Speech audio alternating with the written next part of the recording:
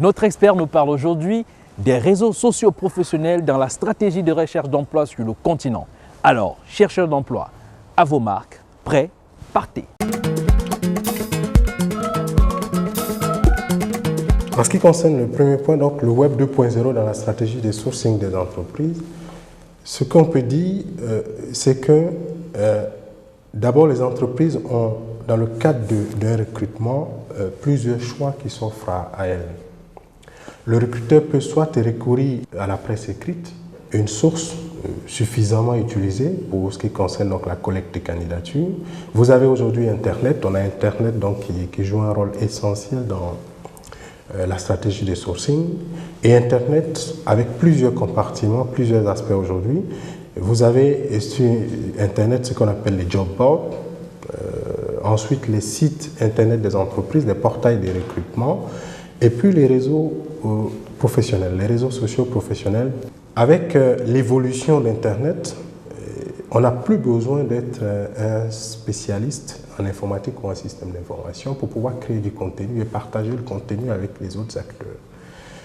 Ce qui se passe, c'est que la configuration des pages Internet, la structuration des pages Internet nous donne aujourd'hui la possibilité de pouvoir créer des CV en ligne, de pouvoir créer du contenu en ligne, de pouvoir créer des informations et d'échanger ces informations avec d'autres membres sur Internet. Et donc cette facilité, cette simplicité qu'on a, bien qu'étant pas spécialiste du système d'information, a amené donc les spécialistes à parler du Web 2.0. Donc Web 2.0 pour spécifier donc cette facilité, cette simplicité qu'on a à créer du contenu à partager. Il existe plusieurs types aujourd'hui de médias sociaux, réseaux sociaux particulièrement. Nous avons Facebook, que tout le monde connaît, presque tout le monde utilise aujourd'hui. Vous avez Viadeo, vous avez LinkedIn, vous avez des réseaux sociaux africains également qui sont pas en reste. Vous avez Ushaidi qui est un réseau social kényan. Vous avez Zupi qui est un réseau social sud-africain. Il existe ce qu'on appelle les réseaux sociaux professionnels. Quelle est la différence donc entre ces réseaux sociaux spécifiques, génériques et les réseaux sociaux professionnels? Les réseaux sociaux professionnels ont pour faciliter donc de créer entre les acteurs, entre les membres, un certain nombre d'échanges d'informations professionnels portant sur le métier, portant sur les entreprises et portant principalement sur les postes vacants dans les entreprises. Donc cette spécificité fait que ces réseaux sont qualifiés de réseaux professionnels. Il existe principalement deux réseaux sociaux professionnels qui sont les plus utilisés, c'est LinkedIn qui est très anglo-saxon et Viadeo qui est francophone. Les chercheurs d'emploi ont, si vous voulez, 4 types de comportements qu'ils doivent adopter face aujourd'hui à Internet en général et aux réseaux sociaux en particulier. Première chose, c'est ce que les Américains appellent le personal branding. Le personal branding, c'est une approche qui consiste aujourd'hui à se créer une marque personnelle, à se créer une identité virtuelle sur Internet, une identité numérique. Cette identité numérique, elle va être construite par l'acteur soi-même, pas soi-même, si vous voulez.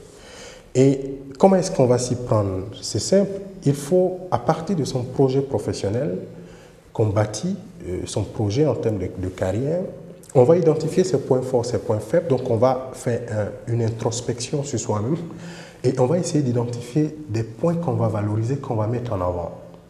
On va identifier une source, ça peut être LinkedIn, ça peut être Viadeo, etc.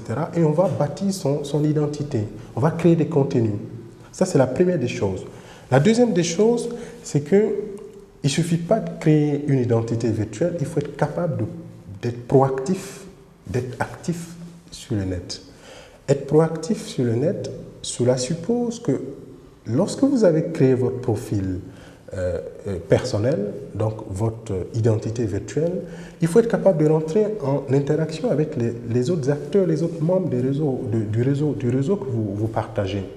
Il faut contribuer, parce qu'un réseau social, c'est cela. Il y a des questions, surtout professionnelles, il y a des questions techniques qui sont posées par les membres. Il faut réagir, il faut apporter votre contribution. C'est un monde du donner et du recevoir. La troisième des choses, c'est ce que j'appelle la maîtrise de l'information pour anticiper le risque. C'est la chose la plus importante à mes yeux. Aujourd'hui, dans la stratégie des recruteurs, qu'est-ce qu'ils font? Un recruteur aujourd'hui va sur Internet, lorsqu'il a fini son processus de recrutement, il utilise Internet aujourd'hui comme moyen de vérification de l'information sur le candidat. Et si on ne fait pas attention à tout ce qu'on met sur Internet, au lieu de plutôt créer ce qu'on appelle une identité virtuelle et numérique, Internet va devenir pour nous un risque, un danger, puisque les informations contradictoires qu'on met sur Internet ou des contributions qu'on fait sur des réseaux comme Facebook et autres, sans faire attention, avec des types de photos qu'on expose, peuvent nous pénaliser.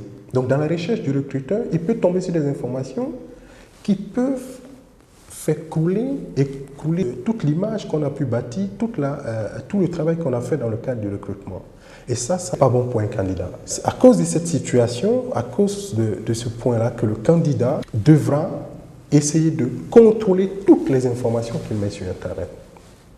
Deuxième chose, c'est de faire attention à ne pas critiquer ses précédents employeurs. En général, un recruteur, quand il vient sur Internet, il voit quel est votre point de vue, quelle est votre façon de penser du secteur en général des entreprises, de vos employeurs.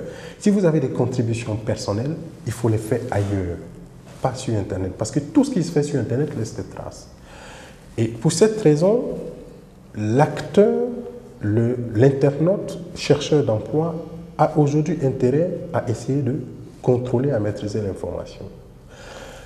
Un conseil que je donnerai, et surtout aux nouveaux diplômés, c'est qu'ils retiennent une chose.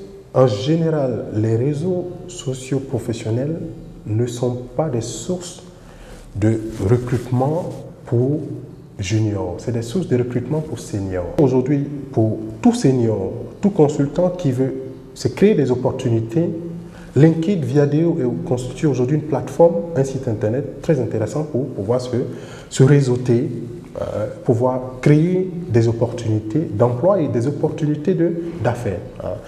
Il ne faut pas se leurrer. Mais pour le nouveau diplômé, la réalité est tout autre. LinkedIn ni Viadeo ne constituent des moyens pour pouvoir se créer des opportunités d'emploi.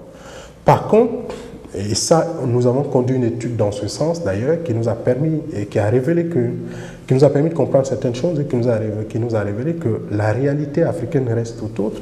C'est qu'en Afrique, en général, le comportement en matière de recrutement, tant pour les entreprises que pour les candidats, n'a pas encore changé. Puisque notre étude nous a montré que la plupart des recruteurs continuent de recourir à la presse écrite comme mode de sourcing, et les jeunes également, les nouveaux diplômés, recourent à la presse écrite comme mode de sourcing. Merci de votre attention, mais surtout, merci d'avoir suivi ce magazine jusqu'à son terme. Nous remercions aussi l'équipe de production et de réalisation ainsi que l'ensemble de nos partenaires. N'oubliez pas, vous êtes déjà très nombreux à réagir sur notre page Facebook. Pour toutes vos suggestions et remarques, envoyez-les à l'adresse qui s'affiche au bas de votre petit écran. Et surtout, si vous voulez revoir l'émission, consultez notre page Facebook. Nous vous donnons rendez-vous la semaine prochaine pour un tout nouveau numéro. Au revoir.